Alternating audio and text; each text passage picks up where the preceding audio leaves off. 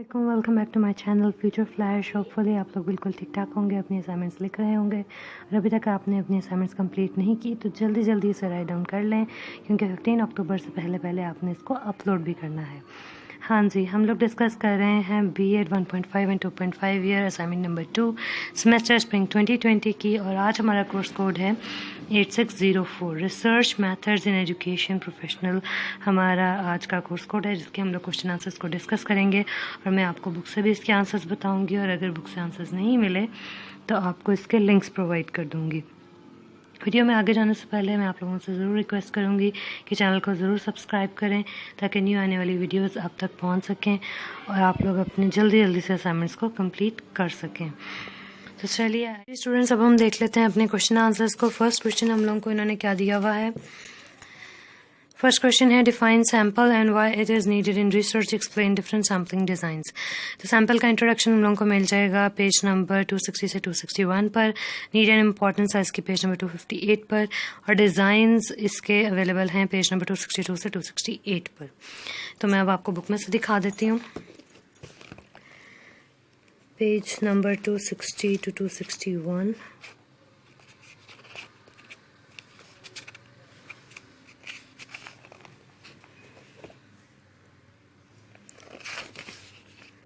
ये देखिए, ये है पेज नंबर 260। यहाँ से आप सैम्पल का इंट्रोडक्शन शुरू कर लेंगे, ठीक है, और इसके बाद जाएंगे पेज नंबर 261 पर, sample with replacement and sample without replacement, उसके बाद सैम्पलिंग फ्रेम्स। ये सारा इसका अपना इंट्रोडक्शन लिख लेना है पेज 261 पे। इसके बाद हैं इसके लिमिटेशंस और या नीड या एडवांटेजेस, वो हम लोगों को मिल रही हैं पेज नंबर 258 पर, need and advantages of sampling. ये आपने यहाँ से लिख लेना है। इसके बाद है हमारे पास पेज नंबर 262।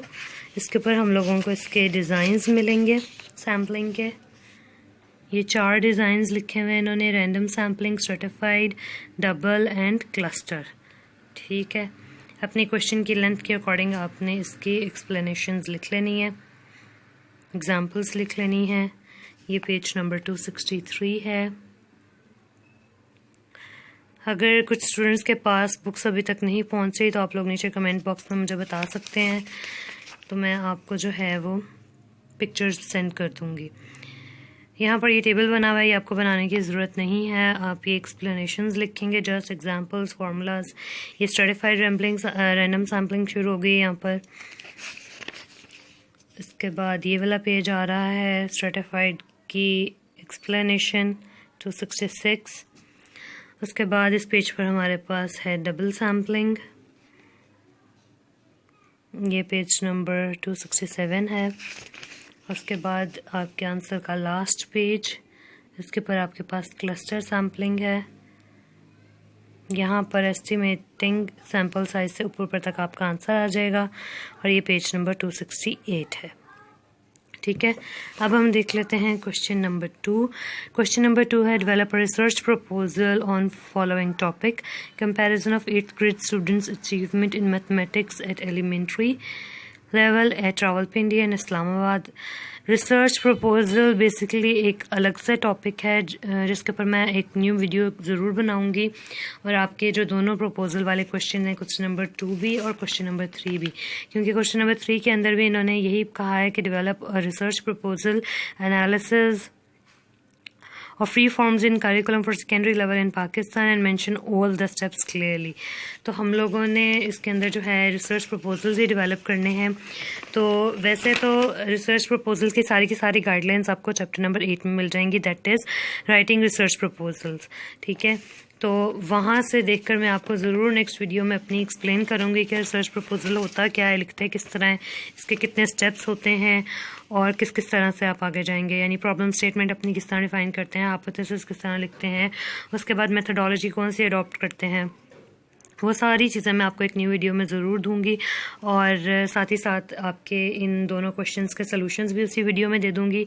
तो आज हम लोग जितने क्वेश्चंस के आंसर हम लोगों को बुक में से अवेलेबल हैं वो, और उसके अलावा जो हमें लिंक्स से अवेलेबल हो जाएंगे आंसर, वो हम लोगों ने कवर कर लेने, यानी अप्रॉक्सीमेटली 3 क्वेश्चंस के आंसर आपको इस वीडियो में मिल जाएंगे, और जो रेस्ट 2 हैं उसके लिए आपको एक न्यू वीडियो देखनी पड़ेगी जो मैं जल्दी अपलोड कर दूंगी। उसके बाद है question number 4, discuss observation as a research tool covering following concepts, यानी ऑब्जर्वेशन की construction, different forms and process to conduct an observation. इसका आंसर हमें मिलेगा पेज नंबर 242 244 पर। तो मैं आपको ये बुक में से दिखा देती हूँ।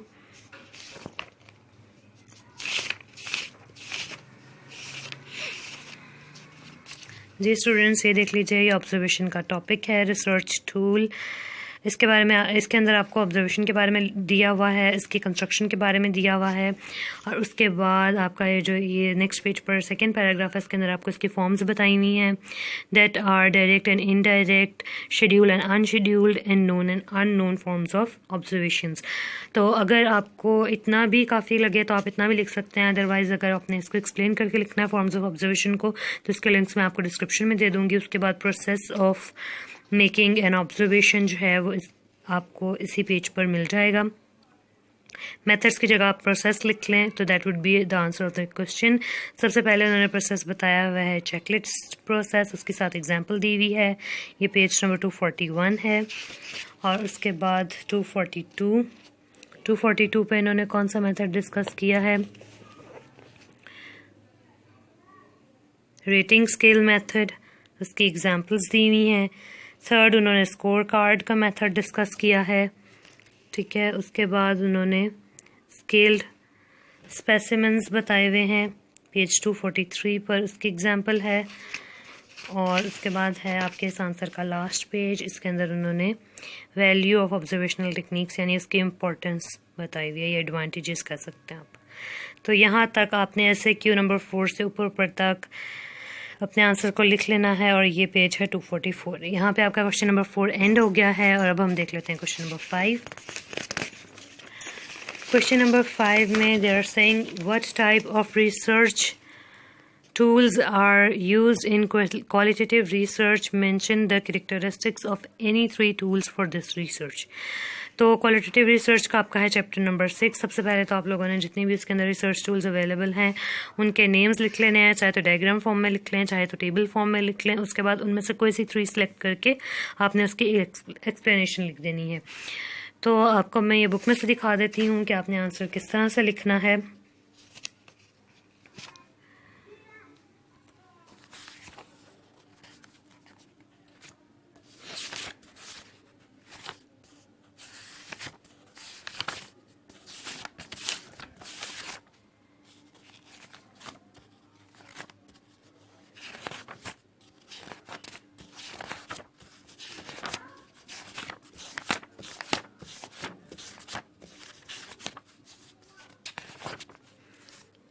ये देखिए स्टूडेंट्स, चैप्टर नंबर है 6 हमारे पास, that is tools and techniques of research.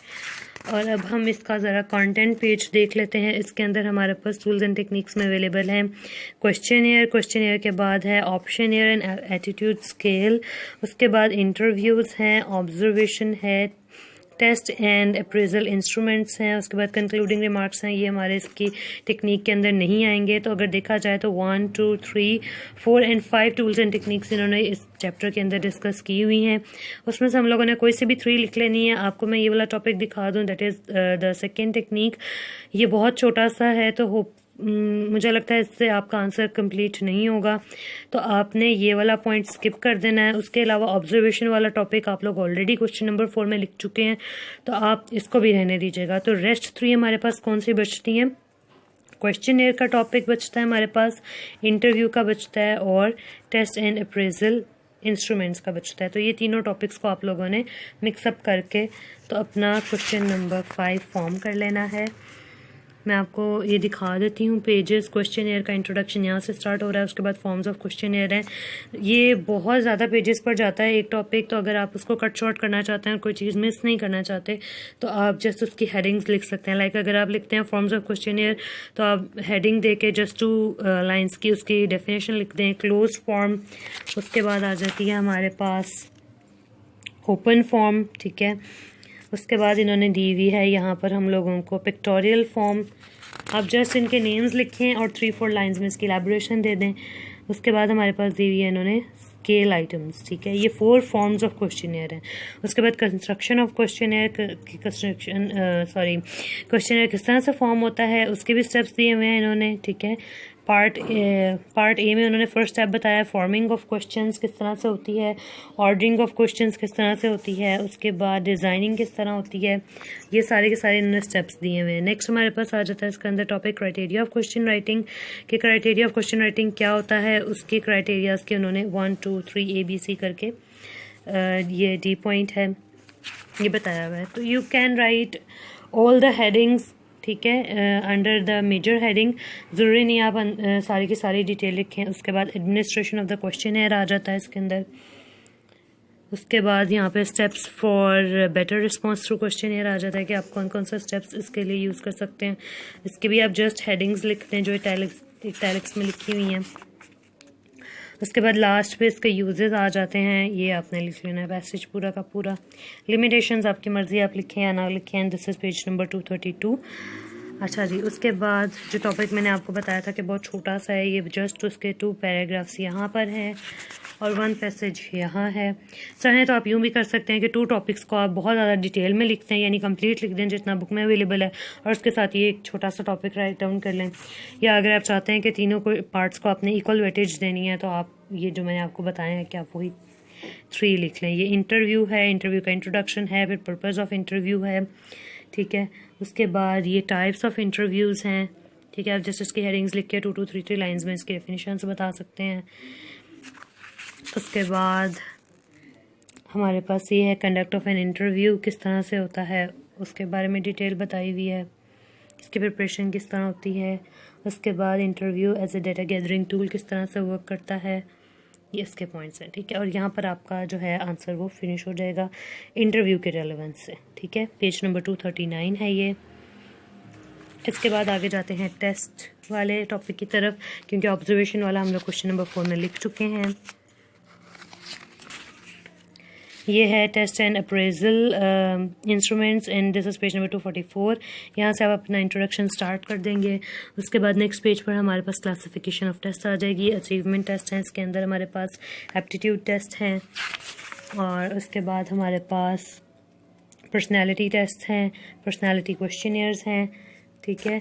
उसके बाद हमारे पास हैं projective techniques and non projective techniques. उसके बाद how to choose a test for use, के टेस्ट हम लोग किस क्राइटेरिया पर जो है वो चूज़ करते हैं, उसकी हेडिंग्स आप लिख सकते हैं, और साथ में थोड़ी थोड़ी सी डिटेल्स लिख सकते हैं। रिलायबिलिटी आ जाती है इसके अंदर, वैलिडिटी आ जाती है, और यहाँ पर वैलिडिटी जहाँ पर एंड हो रही है कंक्लूडिंग रिमार्क्स से ऊपर दिस इज पेज नंबर 250। यहाँ तक आप अपना आंसर लिख लेंगे। होपफुली आप लोगों को सारे के सारे आंसर्स अच्छे तरीके से समझ आ चुके होंगे, एंड आपको मेरी वीडियो ज़रूर पसंद आई होगी। अगर आपको वीडियो पसंद आई है तो ज़रूर थम्स अप करें, चैनल को ज़रूर सब्सक्राइब करें, ताकि न्यू आने वाली वीडियोस आपको जल्द से जल्द मिल सकें और आप अच्छे तरीके से अपनी असाइनमेंट्स को जल्दी से जल्दी फिनिश कर सकें। थैंक यू, अल्लाह हाफिज़।